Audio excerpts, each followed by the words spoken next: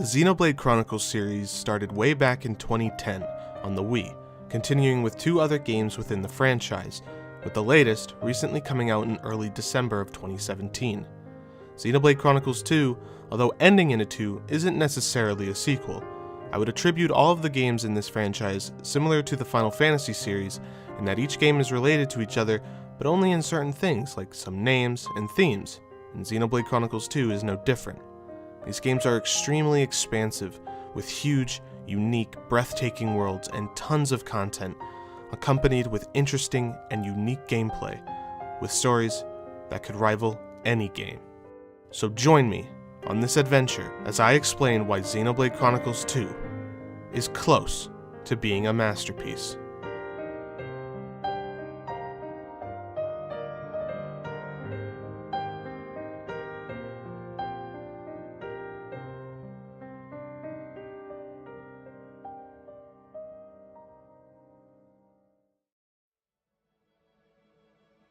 The Xenoblade franchise has been known for creating large-scale stories involving the fate of the world, and this game is no different. You play as Rex, a young salvager who dreams of a better world atop the world tree, Elysium. The Titans, large beings that the people of All Rest live on top of, are dying out. Rex believes that Elysium is the ticket to saving the people of All Rest. Along the way, he meets fun and charismatic characters to help him forward on his journey to get to Elysium. As you can imagine, the story has plenty of twists and turns that throw you for a loop, and moments that fill you with happiness and sadness. This game's story, compared to the first 2, feels a lot more grand and dramatic, bringing in politics of the different Titans' issues of famine, lack of resources, refugees, and war. But these aren't the only themes the game brings up. A major theme in this game is identity. A lot of the characters' motivations are fueled by their lack of understanding or outright hate for themselves and the people around them. The way the game handles this subject is extremely well done. You feel for a lot of the villains and the main cast due to their motivations. You can sympathize with them, making the characters feel very real. The main story of this game clocks in around 50 to 60 hours. My first playthrough I clocked 80 hours, and on my second playthrough it was around 50. Although a long story, it never gets old. The story keeps it fresh with new conflicts on and involving different Titans, while keeping the main plot focused, never leading to a moment of, man, I wish we could get back to the main plot. The story of these games are some of the best parts. There's nothing like it, and feels extremely unique and interesting all the way through. The characters in this game are one of the strongest aspects of Xenoblade Chronicles 2. They're all extremely believable and relatable, and truly make the game better. If not for the characters, I wouldn't be nearly as invested as I am into this game, because the story is about the characters. The characters play the most important role in this game. Without the characters, there'd be no story. The first character is Rex. As I mentioned before, he's a salvager working for the Argentum Trade Guild. His character type is quite similar to a lot of shonen anime protagonists, but it's done pretty well. There's a reason why this archetype is used so often in anime and video games, because it works. But that's not all Rex is. He does have a pretty strong personality while spouting the whole "my friends are my power" spiel. He is a pretty endearing main character though. The second character is Pyra. Pyra is the Aegis, a legendary powerful blade that was found in a ship at the bottom of the Cloud Sea. Pyra's character is also really strong, especially when working off of Rex's personality. It's very clear that the developers wanted their relationship to feel very natural and strong, and I think they did a good job. A part I really like about her character is her guilt about being alive since she is so powerful. As weird as that sounds. It really creates some great dialogue moments with Rex, who wants nothing more than to protect and fulfill her wish of going to Elysium. And Mithra is basically the same as Pyra, with a slight personality change, since they are kind of the same person. The next character are a group, Tora and Poppy. Tora and Poppy are very interesting. They're both kind of used as a comedic relief, but not all the time, especially near the end. Poppy is such an amazing character who at first doesn't seem to have a lot of depth, since she really only was woken up at the beginning of the story. By closer to the end, she exhibits such amazing emotional lines that really hit. She does talk in a funny, childlike manner, but when it's time for her to get serious, she does such an amazing job. Poppy was made by technological advancement too. Will Poppy destroy the world as well? Tora, on the other hand, while having his serious moments, is more of a comedic character, but even he does have some nice serious moments with his father. The next character is Nia. Nia's character is also pretty fantastic. You first meet her as someone a part of the Tornin group that is looking for the Aegis. She eventually becomes your partner and friend. Her character is that type of snarky, almost tsundere archetype, but not as far as to say she gets really mean for no reason. She shows so much emotion and is so conflicted with her past and is really trying to get over it and be open. By the end, there's a really emotional scene where she finally opens up completely and isn't burdened by her past anymore. It's a really great scene, and I love how once she opens up, she's like that for the rest of the game. She never goes back to being hidden away and afraid. She does truly open up and is way more talkative and free. Her partner and blade is Dromark, the big white tiger. There's not a whole lot to say about his character. He obviously cares a lot about Nia. He very often puts himself in danger to protect Nia and is really smart and nice to listen to. That's it. The next group is Morag and her blade Brigid. Morag is the special inquisitor of the Ardanian Empire. She is very much a military official. She's very loyal and professional. At first, she's actually an enemy to Rex, but she does eventually become a partner and friend. She really does start to open up closer to the end, and it's really nice to see her open up to friends when it doesn't seem like she had many friends to talk to other than her younger brother Niall, who's the emperor of the Ardanian Empire, and Brigid. Brigid, Morag's blade, is titled as the Jewel of Morardane, being that she is the most powerful blade in the Empire. She is also serious, but more willing to partake in some fun. She's extremely confident, and it gets pulled off so well. She's super powerful, and when Rex is feeling down, she'll smack some sense into him. Literally. She's also really interesting because she keeps a journal of her past lives before she gets turned into a core crystal. So she's really interested in wondering if she's changed from her past selves. And the last two characters with the main cast are Zeke and Pandoria. These characters are also used as a funny comedic relief in the beginning, but by the time they go to their homeland of Tantal, they do get very serious because of the problems that they face. Zeke especially gets very serious when it's right to. It never feels weird for any of the characters to get serious, and then also go back to being goofy and funny, because they're all friends. It feels very much like each character is truly friends with one another. It doesn't feel like the characters don't go together or anything. They all have a really strong connection. And lastly, Pandoria is Zeke's blade. She and him have a really strong connection that is really endearing to watch, especially in the funny comedic scenes.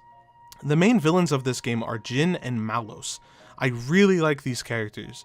You really feel for Jin as a character, not as a villain. He has such believable motivations even when those motivations make him do some horrible things. I really felt for him closer to the end of this game. Malos, on the other hand, I completely understand his motivations and they all make sense. He truly makes for a great villain, someone that you want and strive to beat.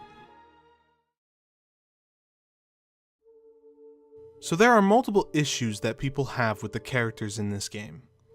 We'll start with the one that I've seen the most about the character designs. So initially when the game released, there were people who had problems with Pyra and Mithra's design being too sexual. But for some context, the lead character designer for Xenoblade Chronicles 2 is Matsutsugu Saito. From what I can tell, this game is his first game he's worked on.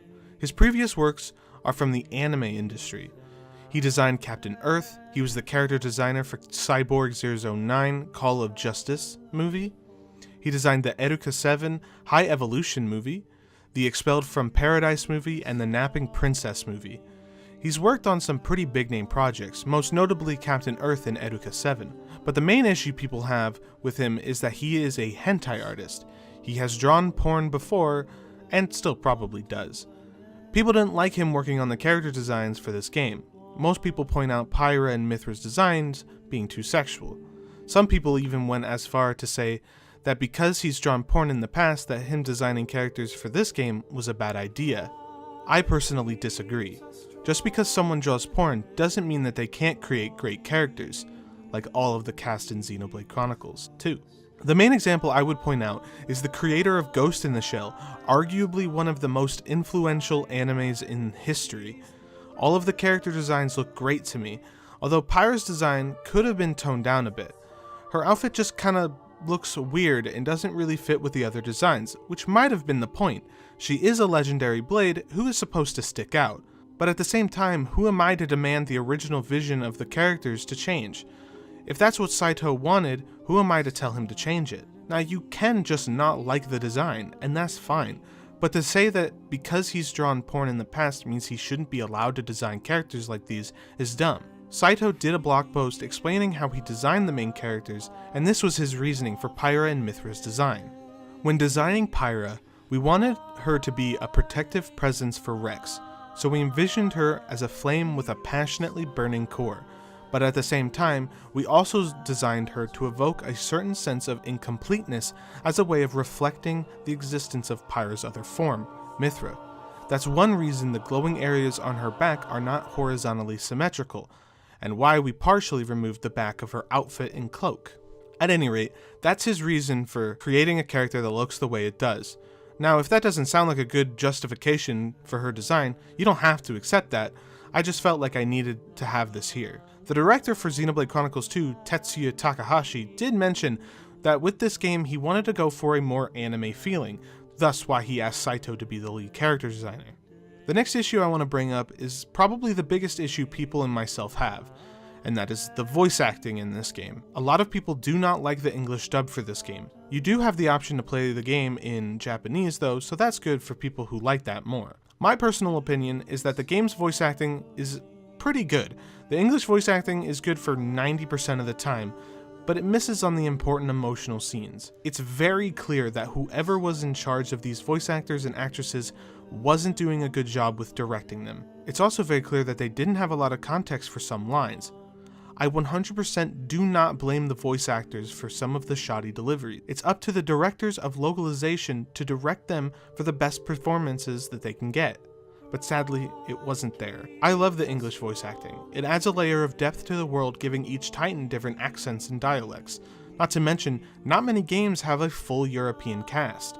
I love this about the Xenoblade Chronicle games. Also that even if some of the deliveries can be a bit shoddy, most of the English voice actors are new or unknown, so giving them the opportunity to get in the door with a decently high-profile game is great. I just wish they were directed better. Now, the Japanese voice acting is top tier. They very clearly spent the money for high-profile voice actors. A lot of the main cast are voiced by people with a huge portfolio of characters. But the Japanese voice acting isn't without its problems, specifically the subtitles. I really wish I could change the subtitles to being an accurate translation for the Japanese dub. Also, this isn't an issue with just Xenoblade Chronicles 2, but I hate when games don't subtitle everything the characters say in a different language. The characters in this game talk a lot in battle and outside of battle, and if you don't know Japanese, you won't know what they're saying. But I personally prefer the English for multiple reasons. It's more endearing to me, I love European voice actors getting love, and it really fleshes out the world, making it feel more real and alive. There's also the complaint about the English voices not matching the lips on the characters. Personally, it's not bad and doesn't bother me that much, but I can definitely get why people don't like it. I feel like it comes down to the budget. Kingdom Hearts always has the lips synced with the English, but I'm sure that costs a decent amount of money to do. Whew! Okay. Now onto one of the biggest sections of this game, which is gameplay, something you'll be doing for the majority of the time. This game has a lot more systems than the first Xenoblade Chronicles game, thus it's going to take a lot longer to explain all the systems and what works and what doesn't work. First, let's start off with the blades. The way the blades work is there are 3 categories of blade cores: common, rare, and legendary. There are also some story-specific blades that I'm not going to count. The way this all works together is similar to a gacha system where it's an RNG system of acquiring blades, and the better the blade core, the higher the chance of getting a rare blade. If you don't get a rare blade, you get a common blade. This system isn't an inherently bad system. It can be fun to open up a blade core and get a rare blade, but it is extremely flawed. Most of the time, RNG systems like these aren't done well, and this system has multiple issues. First, common blade cores shouldn't be a thing. The chance of getting a rare blade in a rare core crystal is still pretty low, that it just makes common cores useless. The second issue with the blade cores requires me to explain another system within the world. So there are field actions you can use blades with. For example, if there is a pile of leaves and you want to burn them, you would have to have the required prerequisite to burn them, such as a fire mastery blade. I like this system because it gives a purpose to the blades outside of battle, so that's not the only thing they're used for. But what is a huge problem in my eyes is gating and locking people out of continuing the story behind these field actions when the requirements might require a blade you haven't gotten because the blade core system is RNG. My first playthrough, I got to a point where you needed the Skill Keen Eye level 3 and the Ancient Wisdom level 3. I didn't have either of these because I didn't know this was going to be important. Now, if the game had warned me, or I knew somehow about these roadblocks, it would have been fine, but I got completely stuck and had zero motivation to continue. It took a month of not playing to get past this point. And the crappy thing is, this isn't the only time this happens. This happens a couple times near the end of the game. It kills momentum during the end of the game because you just kinda have to leave and do side stuff to get those requirements. It's not fun.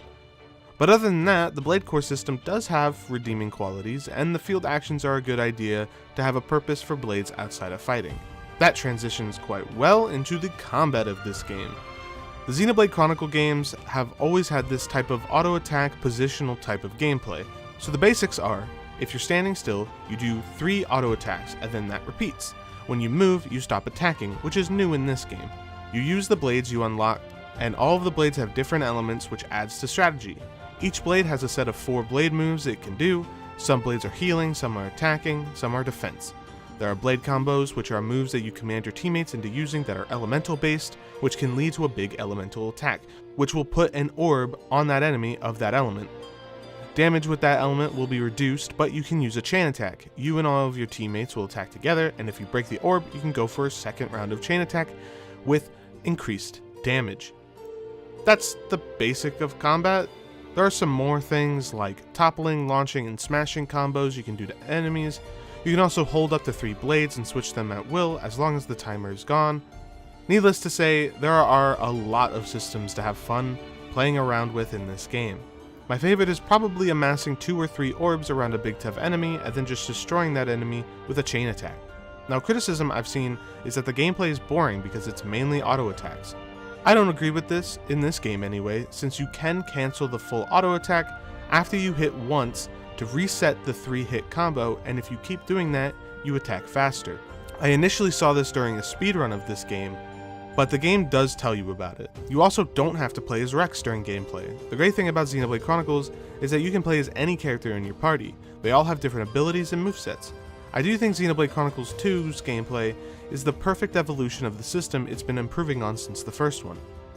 Other than combat, you'll be running around a big, beautiful, unique world, collecting items and doing quests. The quests aren't the best thing ever, and they're not really the greatest thing ever either. They work, with some side quests having some nice side stories. Another gameplay mechanic are the affinity charts, basically things that increase passive stats of blades and level up the abilities that each blade has. Affinity charts are extremely important. Don't think of them as a side thing, because they aren't. There are also a ton of items for increasing stats and passive stats, for combat and outside of combat. It's so expansive with so much room for improvisation that it's really quite incredible. And the final gameplay mechanic I'll talk about is the Heart to Hearts. These are cinematics that increase your bonds with your friends and blades. This will increase their trust with you, thus increasing the affinity chart. The cool thing about these in this game is that they are fully voiced, which they were not in the previous 2.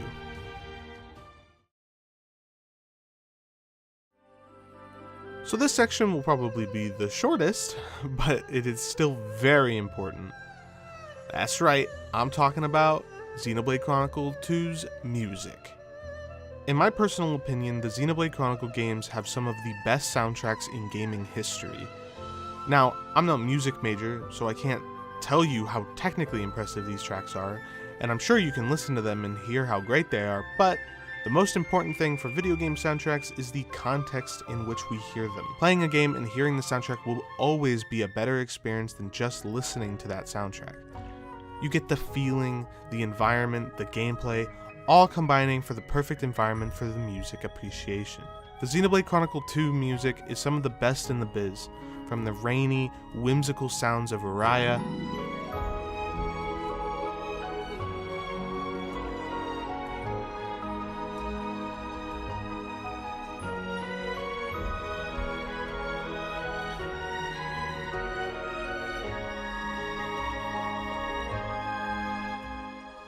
to the choirs of Indoline Praetorium.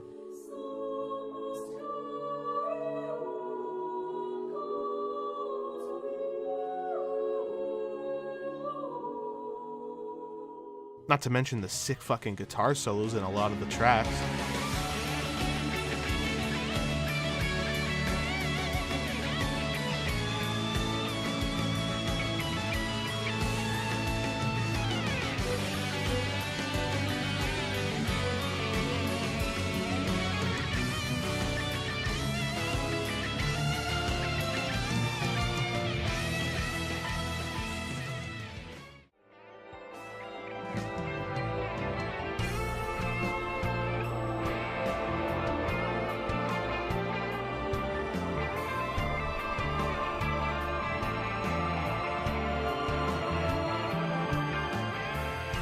The sheer amount of effort being put into the soundtrack, with each place having its own day and night version, it's absolutely incredible.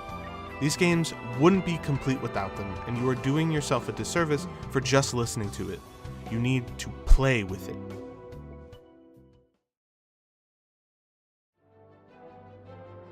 This section will be filled with some things I didn't know where to put, some complaints, and some compliments. Let's start with a compliment though. The blade core designs. I love how each rare blade is done by a different artist. You have Zenobia, who was designed by the character designer for Tales of Vesperia, which I did a review on, wink wink. You also have Wulfric, who's designed by the character designer for Final Fantasy XIV, a gate done by the character designer for Fire Emblem Awakening and Fire Emblem Fates.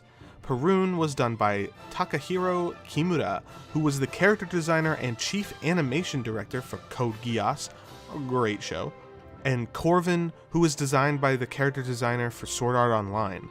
Why I love this is because this is something we might never get again. We have so many influencers and talented artists from the video game industry to the anime industry to manga, all coming together to work on something. It's a huge gift to me. I'm obsessed with art and animation, and to see all of these people that are so extremely talented being able to work on one project together, it's really special. Next, a complaint. So it's really a half complaint. The graphics and performance. I think the graphics are really good considering how weak the Switch is compared to the competition. The amount of fidelity and sheer size, and to still keep a 30 FPS like 95% of the time, is admirable. The resolution is a little lacking, and performance when it drops can be pretty bad, but it doesn't drop too often.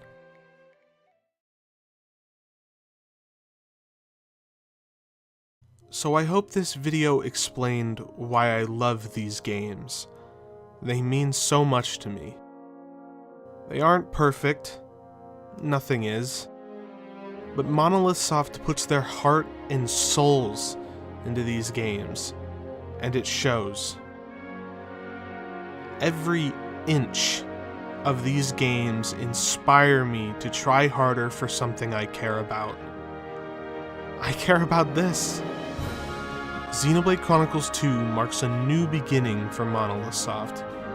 Not in that they were lost, or that they lost their way, but for new people to experience their games for the first time. And I am very hopeful and excited for that future.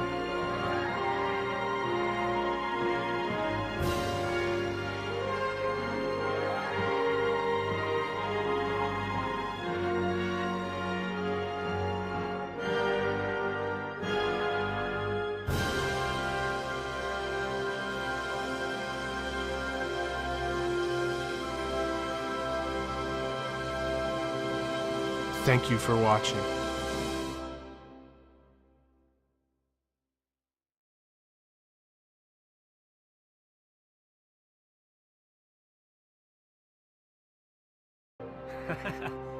You're a lively bunch. I'm Shulk. And I'm Fiora. Good to meet you. Ah, likewise.